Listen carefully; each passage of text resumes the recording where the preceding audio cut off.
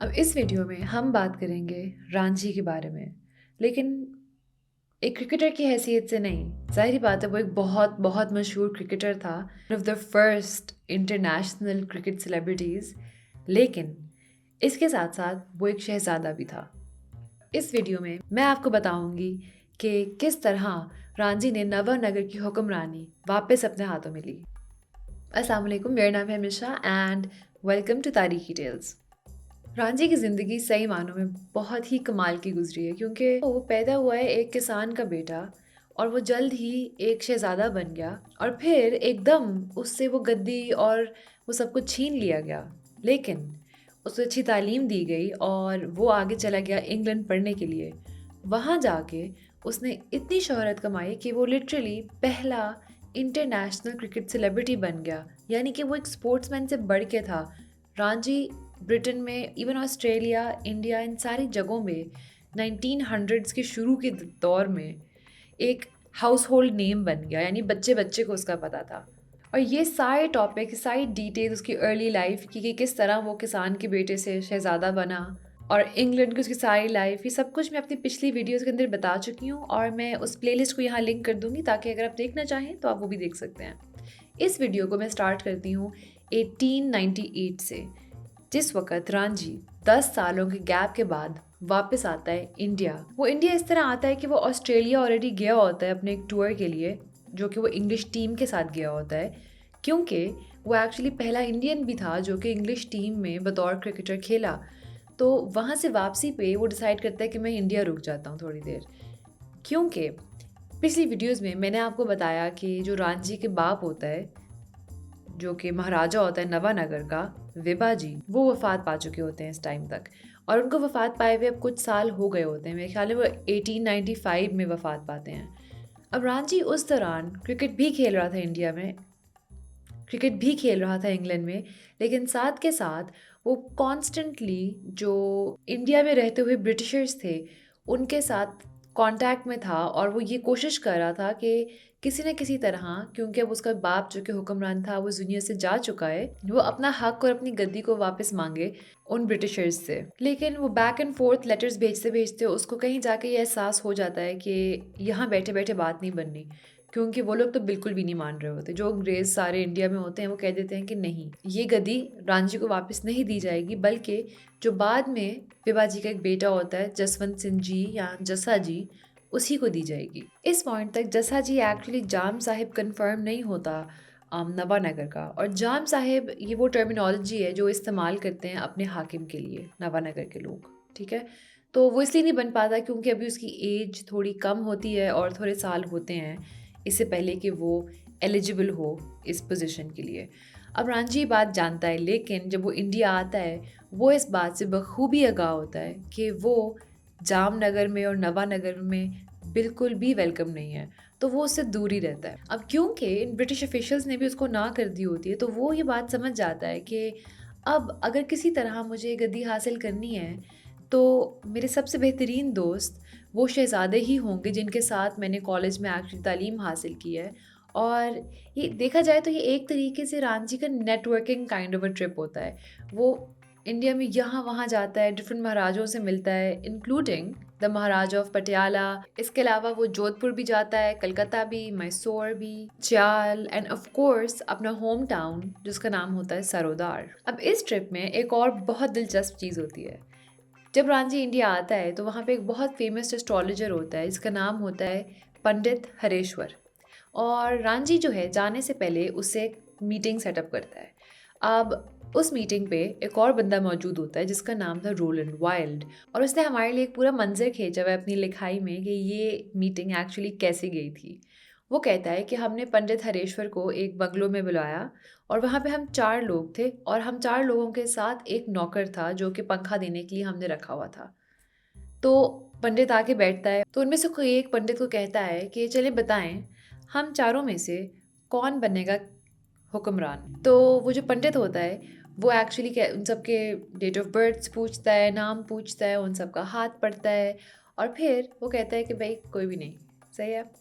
लेकिन जाने से पहले वो कहते हैं कि अगर आप माइंड ना करें तो ये जो आपके साथ नौकर है मैं इसका भी हाथ देखना चाहता हूँ। तो वो सारे कहते हैं ठीक है देख लो। अब वो जब नौकर का हाथ देखता है पंडित, तो वो कहता है कि ये आदमी हुक्मरान बनेगा। और मेरे ख्याल में ये आदमी किसी और फील्ड में भी कोई हुक्मरान टाइप है या बहुत पावरफुल है, और शायद वो फील्ड कोई स्पोर्ट्स की फील्ड है।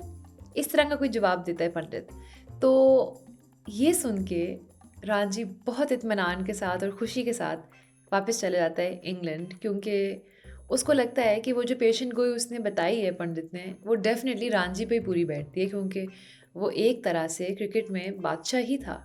अब इसके बाद रांझी इंग्लैंड में गुजारता है कुछ क्रिकेटिंग सीजन्स और फिर वापस आता है 1904 में। इसके साथ एक लॉर्ड हॉक नामी बंदा भी आता है और इनका प्लान होता है कि हम बस सरोदार की विलेज के अराउंड हैंग आउट करेंगे और शिकार पे जाएंगे। पिछली दफ़ा की तरह ही रांझी ने ये भी सोचा होता है कि मैं अपने सारे राजकुमार दोस्तों से, जिनमें से कुछ अब महाराजे भी हैं, उन सबसे मिलता जाऊंगा और फिर नेटवर्किंग करूंगा। रांझी ये भी डिसाइड करता है कि वो जो ब्रिटिश ऑफिशियल्स हैं सारे इंडिया में, उनसे भी मिलेगा और एक अच्छे ताल्लुकात कायम करना चाहता है। उनमें से कुछ तो एक्चुअली उसके ऑलरेडी दोस्त होते हैं, जिस तरह जो एजेंट होता है to the governor of Rajkot जिसका नाम होता है कर्नल कैनेडी, और इस तरह के काफ़ी और लोग।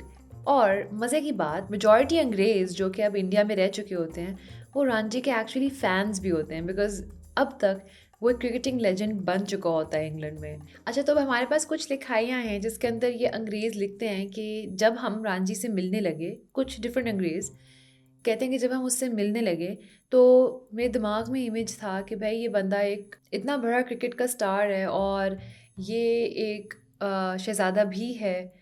तो मेरे दिमाग में ऐसे था कि ये ज़रा सरफिरा सा, ज़रा घुमंडी सा होगा, और साथ ही साथ ये थोड़ा कड़वा सा भी हुआ होगा अंग्रेज़ों के ख़िलाफ़, क्योंकि हमने इससे इसकी गद्दी ले ली। लेकिन वही लोग आगे जाके लिखते हैं कि जब हम रांझी से मिले तो हमने तो ये पाया कि इसने अंग्रेज़ों का ये फ़ैसला बहुत ही खूबसूरती से और सुकून से अपना लिया है, और साथ ही साथ उनको ये बहुत चार्मिंग लगा। तो कहा जा सकता है कि रांझी ने बेसिकली इन सब का भी दिल एक तरह से जीत लिया। तो कैरेक्टर वाइज भी बेसिकली रांझी लोगों को काफ़ी अच्छा लगता था। अब रांझी एक सुपरस्टिशियस आदमी था, तो इस ट्रिप पे भी वो उसी पंडित हरेश्वर को एक दफ़ा फिर से मिलता है, और इस दफ़ा वो पंडित उसको ये कहता है कि अगर तुम 11 मार्च 1907 से पहले नवानगर की गद्दी पे ना बैठे तो मैं अपने पल्ले से 2000 रुपये गरीबों में बांट दूंगा और साथ ही साथ अपना ये काम भी छोड़ दूंगा। और मानना पड़ेगा पंडित को, वो बिल्कुल स्पॉट ऑन था, क्योंकि इवन दो अभी तक रांझी ने कोई एक्चुअली मूव नहीं चली थी, ना ही उसने कोई प्लान्स बनाए थे, ना कोई स्कीमें बनाई थी कि किस तरह अपनी गद्दी वापस लूँ, लेकिन किस्मत उसके साथ थी। इसके थोड़ी देर बाद उसका जो दोस्त मैंने पहले मेंशन किया था, कर्नल कैनेडी, वो एक मीटिंग सी रखते हैं जिसके अंदर वो इनवाइट करते हैं रांझी को भी और जसा जी को भी। कहते हैं कि जसा जी वहाँ पहुँच गए थे और रांझी रास्ते में था।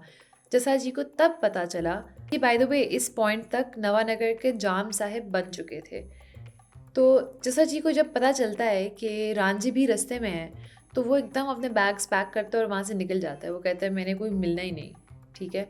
हालांकि लोग कहते हैं कि शायद कर्नल कैनेडी की नीयत ये थी कि इनके बीच में दोस्ती कराई जाए, क्योंकि कहने को तो आखिर ये भाई है ना, बेशक सौतेले ही सही, लेकिन ऐसा कुछ नहीं होता। और कुछ महीनों बाद नवानगर से बल्कि खबर आती है कि जसा जी बहुत बुरी तरह बीमार हैं। जसा जी को टाइफाइड हो जाता है, और हालांकि आजकल के ज़माने में ये एक जानलेवा डिजीज़ नहीं रही, इसके अब तो क्योर्स हैं हमारे पास।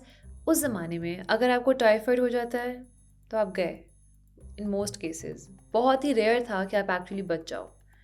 और similarly in the case of जसा जी, कुछ अर्सा इस तकलीफ़ के साथ लड़ाई लड़ी उन्होंने, लेकिन 24 की एज में वो वफात पा जाते हैं, और एकदम रांझी के लिए सारा का सारा रास्ता नवानगर की गद्दी तक का खुल जाता है। असलियत में कोई और ऐसा इंसान नहीं होता जिसको गद्दी दी जा सकती हो, रांझी ही नेक्स्ट बेस्ट ऑप्शन था। लेकिन वहाँ पे जो एक अंग्रेज़ होता है जो कि होता है agent to the governor of Bombay, जी भी टाइटल्स थे, वो जो होता है बंदा, वो महीने लगा देता है पेपर वर्क की जांच पड़ताल करते हुए, क्योंकि कहते हैं लोग कि उस बंदे को ना ज़रा ड्रामा पसंद था और वो चाह रहा था कि कुछ ड्रामेटिक सा हो इस सक्सेशन के अंदर। लेकिन ऐसा कुछ भी नहीं होता। तो काफ़ी टाइम लगाने के बाद, और रांझी ने भी बहुत लेटर्स लिखे उसको, और लोगों ने भी, कि भाई क्या कर रहे हो, बस दे दो उसको अप्रूवल, क्योंकि लिटरली वही बचा है। बहुत अरसे के बाद वो फिर दे देता है कि हाँ ठीक है, रांझी बन जाओ किंग या जाम साहिब। तो फाइनली 10 मार्च 1907 में रांझी को नवानगर की गद्दी दे दी जाती है और उसे क्राउन किया जाता है जाम साहिब। कहते हैं कि उसकी सेरेमनी जो होती है पूरी, उसके लिए डिफरेंट स्टेट्स के प्रिंसेस भी आते हैं, पूरा पूरा जामनगर डेकोरेट होता है, फ्लावर्स और डेकोरेशन, सारी की सारी चीज़ें जो हैं जोशियों से और एस्ट्रोलॉजर्स से पूछ के प्लान की जाती हैं कि किस वक्त वो एग्जैक्टली ट्रेन से बाहर निकले रांझी, कौन सी रूट ले पैलेस तक, वो एग्जैक्टली कितने बजे सेरेमनी स्टार्ट हो। तो काफ़ी अच्छी सेरेमनी की जाती है।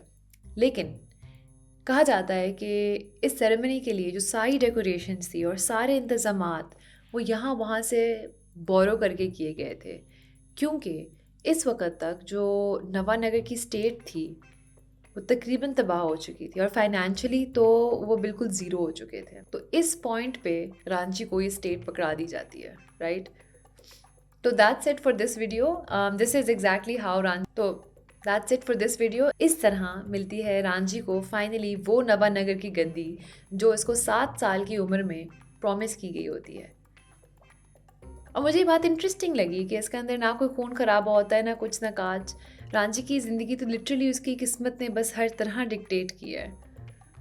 इट्स वेरी बहुत। अब इस वीडियो में मैं आपको ये नहीं बताऊंगी कि रांझी ने एक्चुअली नवानगर की इतनी टूटी फूटी स्टेट को जब अपने हाथों में लिया तो वो किस तरह का हुक्मरान बना, वो ठीक कर भी पाया कि नहीं, आगे क्या बना। लेकिन शायद मैं इसके बारे में एक और वीडियो बनाऊं, क्योंकि जहाँ तक मैंने रिसर्च किया वो है काफ़ी दिलचस्प। और वो जो रोल चेंज होता है रांझी का, एक क्रिकेटर से, एक सेलिब्रिटी से, एक महाराजा के अंदर, वो भी बहुत इंटरेस्टिंग है। लेकिन एक चीज़ मैं आपको ज़रूर बताऊंगी कि जब रांझी एक्चुअली जाम साहिब बनता है तो वो चाहता है कि लोग अब मुझे ना क्रिकेटर के उससे ना जाने, वो थोड़ा अपना इमेज डाउन करना चाहता है उस चीज़ का, क्योंकि बकौल उसके मैं जहाँ भी जाता हूँ लोग मेरे से स्पोर्ट्स की बातें शुरू कर देते हैं। भाई मैं गया हूँ वहाँ टैरिफ्स की बातें करने और वो कर रहे हैं आगे क्रिकेट की बातें, ये क्या बात हुई। तो this is it for this video and I will see you guys next time. Okay, bye.